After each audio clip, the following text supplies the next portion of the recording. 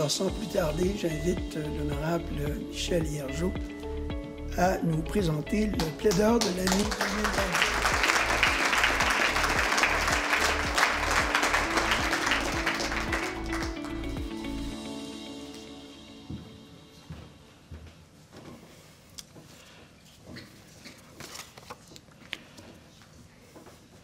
Madame la juge Côté, Madame et Messieurs les juges, chers amis, c'est un grand honneur pour moi de présenter Suzanne, ce qui me donnera l'occasion de vous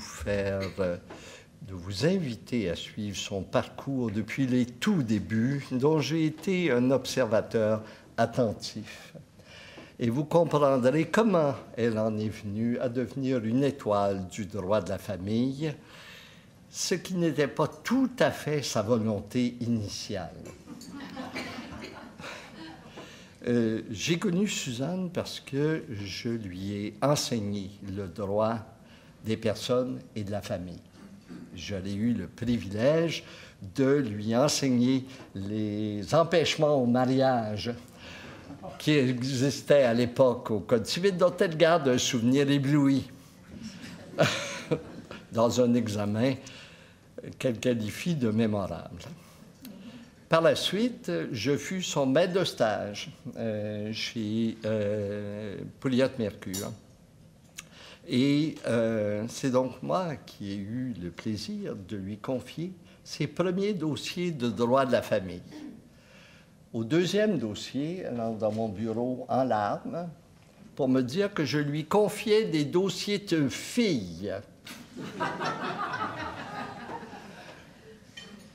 Parce que c'était peut-être un peu la perception à l'époque. Donc, elle était courroucée de voir que je ne lui confiais pas des dossiers de droit commercial, des dossiers de droit bancaire. Et nous avons eu une conversation dont elle se souvient et dont je ne suis pas peu fier, parce que j'avais fait un tableau de ce que j'entrevoyais être le droit de la famille, ce que le droit de la famille était en train de devenir. Mais là, on parle quand même d'un certain nombre d'années. Je ne donnerai pas le nombre d'années pour ne pas faire rougir Suzanne, mais je lui ai dit, écoute, on est entouré de collègues savants qui pratiquent en droit des assurances. Et donc, j'avais caricaturé un peu, mais je lui avais dit, voyons les choses clairement. Le droit de la responsabilité civile, ça tient à 4 articles du Code civil et une jurisprudence assise sur 125 ans. Pas très difficile. Le droit de la famille, par contre, va présenter des défis considérables. Non seulement est-ce que c'est un écosystème très particulier parce qu'il faut composer avec les tensions familiales, avec le chagrin, avec l'amour déçu,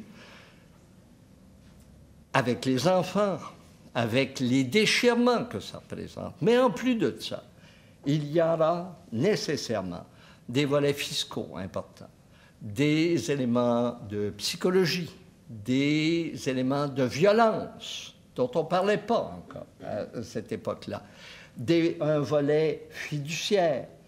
C'est un domaine qui va poser des problèmes comptables remarquables. C'est un domaine extrêmement riche. Donc, tu as le choix. Ou bien tu fais du droit des assurances, c'était dit avec un peu de hauteur, de façon à pouvoir stimuler l'intérêt de mon vis-à-vis, ou bien tu te lances dans quelque chose qui est très porteur d'avenir, porteur de grands dossiers. Et de fait, elle est devenue ce qu'elle est devenue, c'est-à-dire une étoile du barreau, qui, évidemment, s'est illustré dans des causes qui sont importantes, qui sont marquantes. Je ne vais pas les énumérer parce que je n'ai pas vraiment le goût de citer de la jurisprudence ce soir. Je viens de le faire abondamment, donc je vais m'abstenir. Mais mais elle s'est illustrée. Elle est fellow du American College of Trial Lawyers depuis déjà une douzaine d'années. Elle est avocate émérite depuis 7-8 ans maintenant. Elle travaille activement avec plusieurs organisations parce qu'elle se dévoue, elle est très généreuse de son temps. Mais ce n'est pas sur son volet biographique, à part les anecdotes que je vous ai racontées, que je veux m'arrêter. C'est sur son sens du rôle du plaideur. Si la justice doit demeurer pertinente, le sérieux et la capacité des plaideurs d'agir en véritable officier de justice est absolument capital. Capital parce que les juges sont devant un grand défi, à mon humble avis, le plus grand défi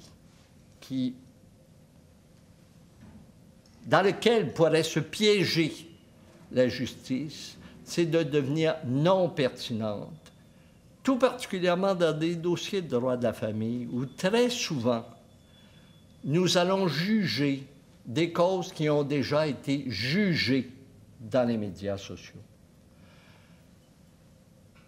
Et le rôle des avocats, le rôle des plaideurs, la capacité de se modérer, de contrôler son client, d'avoir une recherche active de la vérité, de ne pas faire des procédures inutiles. Ça, c'est capital pour que la justice devienne pertinente. Et je pense que Suzanne représente l'exemple même de ce qu'il faut être comme plaideur, c'est-à-dire être modéré, garder un souci de justice, tout en défendant ardemment son client. Cet équilibre si difficile à obtenir et à maintenir, je pense que Suzanne le représente. Elle le fait de façon généreuse, elle le fait de façon constante depuis bientôt 40 ans, n'est-ce pas?